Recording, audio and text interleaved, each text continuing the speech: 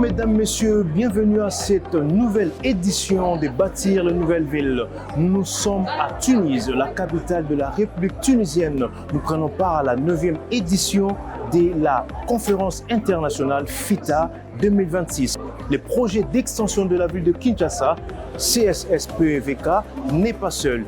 Il est accompagné de l'ANAPIP, porteur d'un accompagnement rassuré des projets d'investissement et de partenariat durable en RDC. Nous sommes arrivés ici sur invitation de la République tunisienne pour voir dans quelle mesure nous allons renforcer les capacités en partenariat pour l'exécution du projet d'extension de la ville de Kinshasa que nous appelons Kinshasa Kiamona. Je vous laisse suivre ce que sera cette grande activité FITA 2026 avec le coordonnateur principal du projet, M. Thierry Katembwe. Suivez.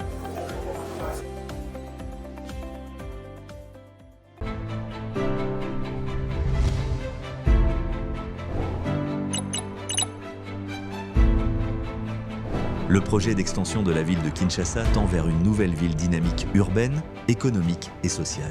Il est un projet structurant pour l'avenir de la capitale de la République démocratique du Congo. Capitale de Kinshasa est située au cœur de l'Afrique avec une superficie de 996 500 hectares. La commune de Maluku fait partie de 24 communes de la ville-province de Kinshasa et représente 79% de superficie de la ville. L'extension de la ville projetée représente 4% de cette superficie. L'accessibilité en kilomètres est de 70 km par route du centre-ville de Kinshasa, actuel à Maluku, 60 km par voie fluviale, 35 km à partir de l'aéroport international de Njili. La répartition par zone d'activité se présente de la manière suivante. Cité industrielle 1, 7500 hectares. Cité industrielle 2, 1969 hectares. Zone agricole, 8660 hectares. Aménagement urbain, 19 511 hectares. Base logistique, 1000 hectares. Pont-route rail, 100 hectares. Espace et marina, 1000 hectares. Trame verte, 2900 hectares. Afin de relever ces enjeux et offrir à la population un environnement sain, moderne et propice au développement, la ville se part d'une nouvelle vision, l'extension vers l'Est dans la commune de Maluku. Son Excellence, Monsieur le Président de la République Félix-Antoine Tshisekedi Tshilombo, plusieurs projets structurants et ambitieux voient le jour, portés par une synergie entre les investisseurs locaux et étrangers. Le projet d'extension de Kinshasa prévoit un réseau routier moderne favorisant le transport multimodal, des zones urbaines segmentées, comprenant les cités industrielles 1 et 2. Le mémorial des victimes des guerres, la zone de l'aménagement urbain, la plateforme hospitalière, plusieurs centres d'affaires et des complexes hôteliers. Une marina et une base logistique pour dynamiser les échanges et renforcer l'économie. Une trame verte et un aménagement urbain pour garantir un cadre de vie durable. Une zone agricole destinée à renforcer la sécurité alimentaire et développer le secteur agroalimentaire. Le projet d'extension de la ville de Kinshasa s'est fixé comme objectif de construire Kinshasa à la taille et l'image que reflète la grandeur, les richesses et la beauté de notre nation, la RDC.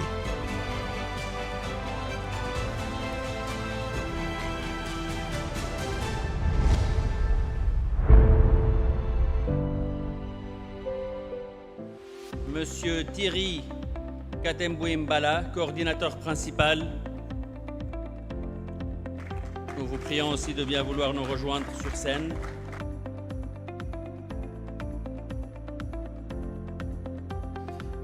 Sur ce, nous allons faire un voyage. Nous allons quitter la Tunisie pour aller dans un très beau pays, la RDC. Et nous allons introduire Monsieur Thierry Katembwe Mbala, qui est le coordonnateur d'un très beau projet, Kiamona. Déjà même le nom est très beau. Et qui parle de l'extension de la déjà très belle ville de Kinshasa. Donc pour doter cette capitale d'infrastructures et qui peuvent surtout répondre aux défis démographiques donc, du Congo RDC. Merci beaucoup Madame Kafando et bonjour à toute l'Assemblée. Merci déjà à FITA, M. Anissi Jaziri, ainsi qu'à toute son équipe d'avoir pris le temps d'inviter la RDC en général avec l'ANAPI qui pilote cette mission et notre comité ainsi que les autres compatriotes ici présents. On a été très bien accueillis avec beaucoup d'honneur et on remercie la Tunisie pour cette marque de bienveillance. Ce projet, le projet d'extension de la ville de Kinshasa, est un projet assez gigantesque. C'est un projet transversal qui part sur plusieurs, pour ne pas dire presque tous les secteurs de la vie. C'est la construction d'une nouvelle ville. Dans la ville, il y a tous les segments. Il y a le logement, il y a l'infrastructure de base qui est la clé de la réussite. Il y a l'eau, l'électricité, la mobilité, le commerce, le trading. Il y a l'agriculture, il y a les industries qui sont le fer de lance. Il y a beaucoup de secteurs. C'est ainsi qu'il y a eu la mise en place de cet organe public avec un pouvoir assez transversal pour pouvoir réaliser ce projet. Ce projet qui touche, comme j'ai dit, à plusieurs secteurs, mais aussi qui demande une très grande mobilisation des fonds, chose comme l'a dit tout à l'heure, qui n'est pas toujours aisée avec nos économies, quelquefois assez étriquées. Mais de l'autre côté, le besoin, il est réel. Kinshasa, aujourd'hui, c'est plus de 15 millions d'habitants pour la ville de Kinshasa en elle-même, avec son voisinage déjà avec plusieurs provinces. Ça fait énorme pour une ville qui a été conçue il y a plus de 65 ans, qui a été planifiée du moins pour à peu près 1 million d'habitants. Ça a commencé à faire beaucoup et il fallait bien mettre en place un plan de développement. C'est ainsi que le gouvernement de la République a décidé, et c'était une vision assez claire dès le départ du président de la République, de pouvoir étendre la ville de Kinshasa. Et en l'étendant, il nous fallait vraiment quitter les sentiers battus pour pouvoir en faire un projet porteur, un projet structurant et avoir le courage de pouvoir affronter les défis tant internes qu'externes, les défis des financements sans pour autant drainer le pays dans une situation de surendettement. Par rapport à cela, le positionnement de Kinshasa-Kiamona, c'est un positionnement d'un hub logistique. Il y a donc toute une infrastructure autour sous-régionale, puisque c'est la zone où le futur pont route-rail qui est piloté par la BAD va être exécuté. Donc à partir de cet instant, on est lié à toute l'Afrique centrale et même l'Afrique de l'Ouest via ce pont route-rail. Nous avons le fleuve Congo qui, en fait, en lui-même, déjà traverse ce pays-continent qui est quand même de plus de 2 345 000 km² et qui remonte vers les différentes provinces. Nous avons l'ambition avec les grandes cités industrielles que nous mettons en place de pouvoir desservir l'intérieur du pays avec des produits fabriqués sur place, ce qui permet aussi aux provinces de se développer. Ça fait que c'est un projet très structurant qui est lié aux pays voisins, puisqu'il y a l'approvisionnement et la fourniture sur les pays voisins. Il y a les infrastructures internes, la route nationale numéro 1, le fleuve, ainsi que le chemin de fer vers le Congo central et vers le centre-ville actuel de Kinshasa. Il y a la liaison fluviale ainsi qu'un ring, une rocade qui est mise en place. Ça fait énormément d'infrastructures, ça fait énormément de projets et d'où la complexité de ce comité stratégique qui est piloté par Madame la Première ministre avec des ministres assez transversaux. Ce que je peux rajouter là sur le capital humain, les nouveaux talents, comme nous les avons et nous les appelons chez nous à la coordination, nous avons mis en place plusieurs modules. Nous avons un module que nous avons appelé Kiamona Campus Lab.